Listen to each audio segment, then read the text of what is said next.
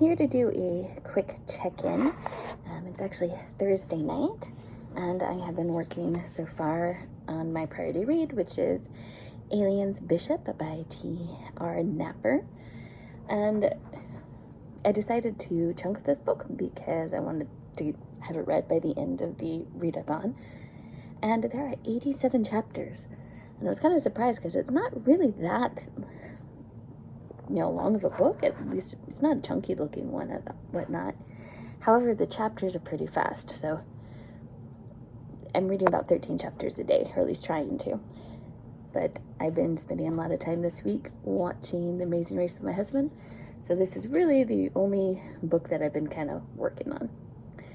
Worked out a little bit on A Drop of Corruption. Another clip about aliens. I realized last night I didn't really tell you much about what's going on.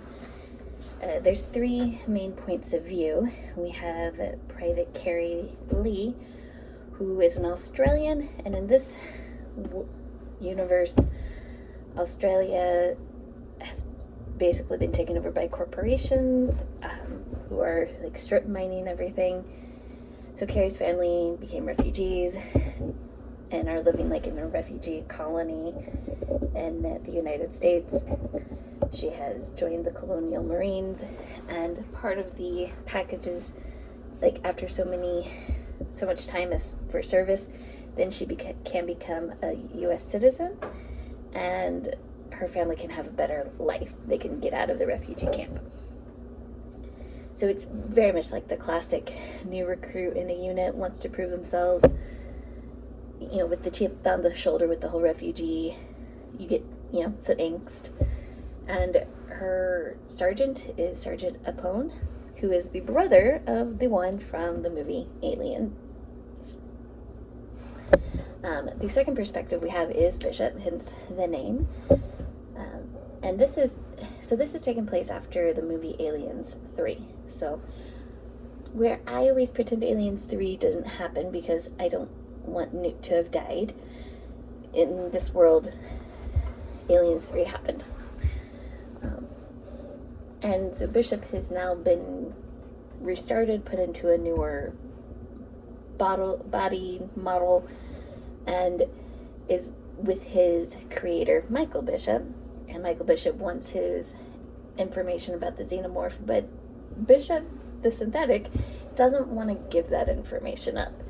And so Michael has given him free will, making it so Bishop no longer has to obey people. He doesn't know this at first, though, but, makes a compromise with Bishop. He's like, I'll help you do research, but I'm not just going to give you this information because I actually think it's dangerous and people would try to exploit it for military purposes.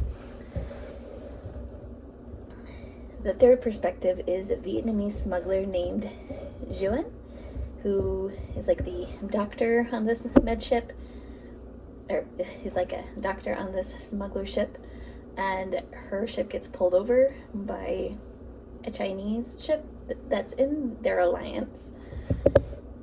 Except something's odd when they get off. They're told that they were pulled out of their ship because of decontamination, but nobody's wearing the appropriate decontamination gear, and everybody from Nguyen's ship is like forced into this room, and she can tell that the Chinese soldiers are pointing guns not at them but at what's in the room when they open the door.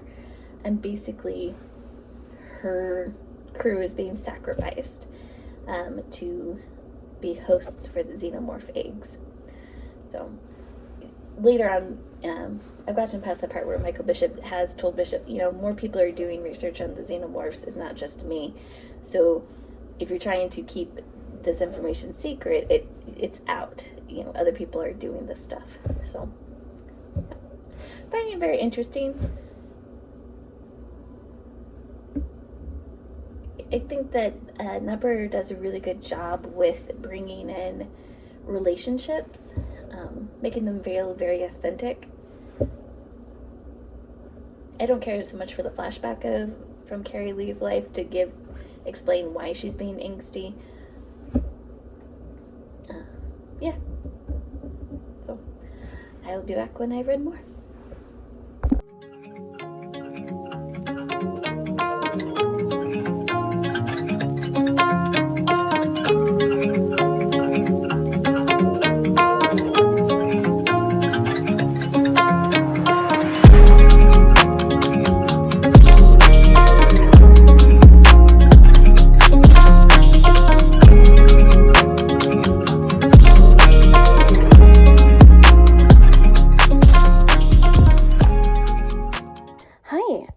back, and I have read through chapter 66 of Alien's Bishop, and I'm getting towards the climax. I mean, there's not a whole... I'm definitely towards the end of this book, especially with as fast as these chapters read. And the three principal characters, Carrie Lee, who's the Marine, Zhuan Wen, who is the Vietnamese smuggler, and Lance Bishop, who is, Bishop, are all converging onto the same spot. Zhuan and Bishop have been on the same ship for a while, just in different parts, so they don't know it. They haven't met yet. Makes sense, but yep. Some things that I kind of thought were going to happen have happened, so it's kind of interesting. And then there's been some other moments that I really liked, like one where Apone, who's in charge of the military group, he's explaining that they're going to be boarding the mysterious ship, and some of his Marines talk back. They were like, no, we're not doing that. That's stupid. Nobody should have to die for this.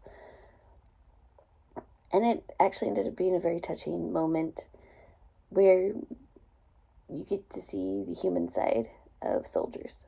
And I enjoyed that. I will hopefully have this done before the end of April. I mean, it's Saturday night.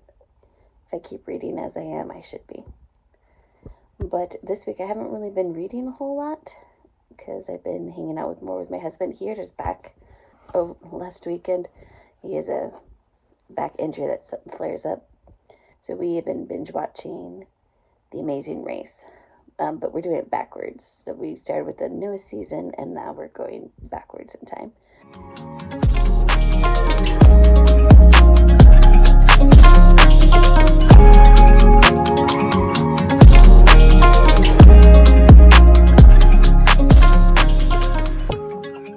I did it! I finished Alien's Bishop by T.R. Napper before the month of April finished, and so I finished my Magical Readathon TBR. Woo! Woo! This is so much fun. If you like Aliens, even Alien 3, you're gonna like this book. It is a fun ride.